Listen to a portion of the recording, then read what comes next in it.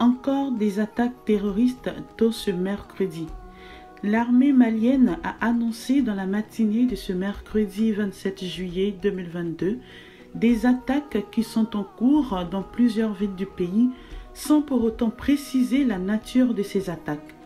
Plusieurs postes des forces de l'ordre ont été ciblés ce mercredi par des hommes armés au Mali. Attaque simultanée tôt ce matin, mercredi 27 juillet 2022, sur les postes Fama de Kalumba, non loin de Mourdia, région de Nara, et celui de Sokolo, à proximité de Diabali, dans la région de Ségou, a annoncé les forces armées maliennes Fama. Pour l'heure, aucun bilan n'a été fait de ces attaques officiellement annoncées par l'armée. Bénin, la demande de pardon de Blaise Compaoré enflamme la toile. Les commentaires, pour la plupart désobligeants, se sont succédés sur la toile dès l'annonce du pardon demandé par l'ancien président du Burkina Faso, Blaise Compaoré, ce mardi à la famille de son prédécesseur Thomas Sankara et au peuple burkinabé. Une demande qui intervient 2 semaines après une visite controversée dans le pays de l'ancien chef de l'État vivant en exil depuis le soulèvement populaire qui l'a renversé en 2014.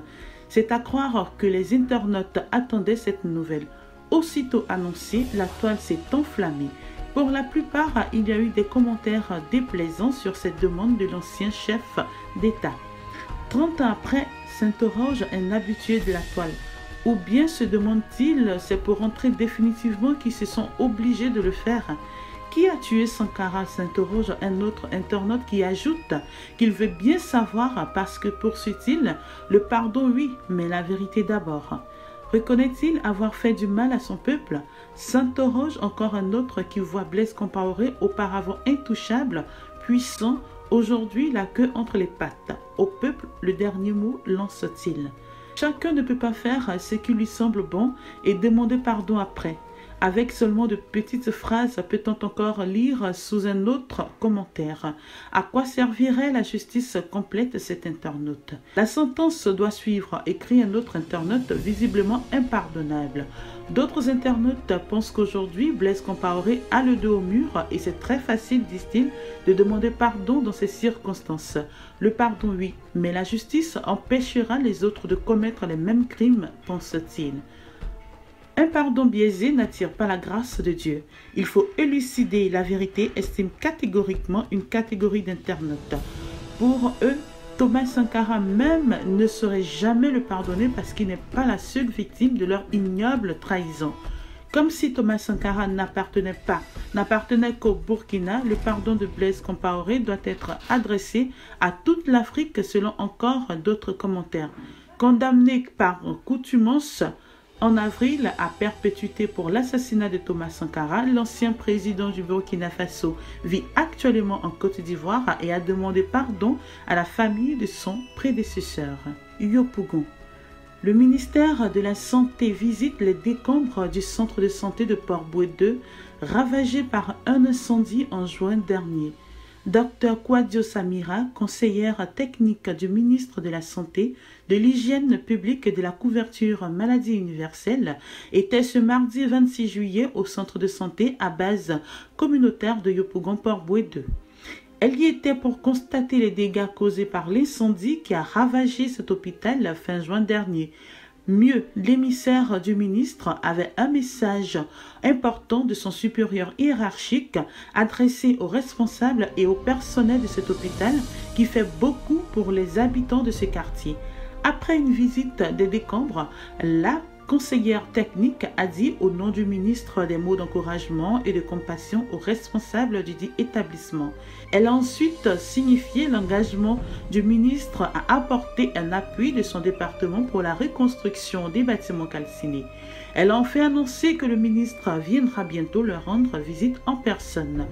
M. Ouattara Clément, président de la Confédération nationale des établissements sanitaires à base communautaire de Côte d'Ivoire, a salué la venue de l'émissaire du ministre de la Santé.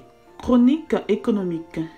Les pays de la zone CFA acceptent de mourir avec l'euro. Des économistes aussi sérieux comme le français Charles Gave soutiennent depuis le début que c'est foutu pour l'Union européenne et partant pour l'euro. La monnaie commune de 19 pays sur les 27 qui constituent cette zone politico-économique est à l'article de la mort. La fracture viendrait des pays dits du Sud comme la Grèce et l'Italie et dans une certaine mesure la France qui traverse une grave récession. Sauver ces économies coûterait trop cher en termes de pouvoir d'achat aux populations des pays dits du Nord, qui ont une gestion économique et financière plus vertueuse. Éternelle métaphore de la cigale et la fourmi, l'Allemagne, qui n'est pas bonne prêteuse, conduit les pays du Nord qui rechignent à délier la bourse pour colmater les errements de gestion de la France, l'Italie et compagnie. Or, cette zone économique n'est viable que par la solidarité. Selon donc ces économistes, l'aventure démarrée le 1er janvier 2002, date de la mise en circulation des premiers billets et espèces de l'euro, prendra brutalement fin, à très brève échéance, et avec le maximum de casse pour tous les pays membres de cette zone économique. L'esbouff des dirigeants actuels de l'Union européenne est un cache-misère qui ne fait même plus illusion face aux nombreuses difficultés auxquelles les populations de leur pays sont déjà confrontées au quotidien. Le carburant à la pompe, l'huile de table, le pain, absolument tout coûte les yeux de la tête. Décidément, les sanctions contre la Russie constituent une boîte de Pandore qui n'aurait jamais dû être imprudemment ouverte. Dans le jargon bien ivoirien, on dit « quand il pleut à Paris, Abidjan est mouillé ». Et c'est le cas de le dire. Du fait de l'arrimage du franc CFA à l'euro, les destins des deux monnaies sont intimement liés. Les pays d'Afrique francophone sont, par une farce de l'histoire, en réalité en zone euro.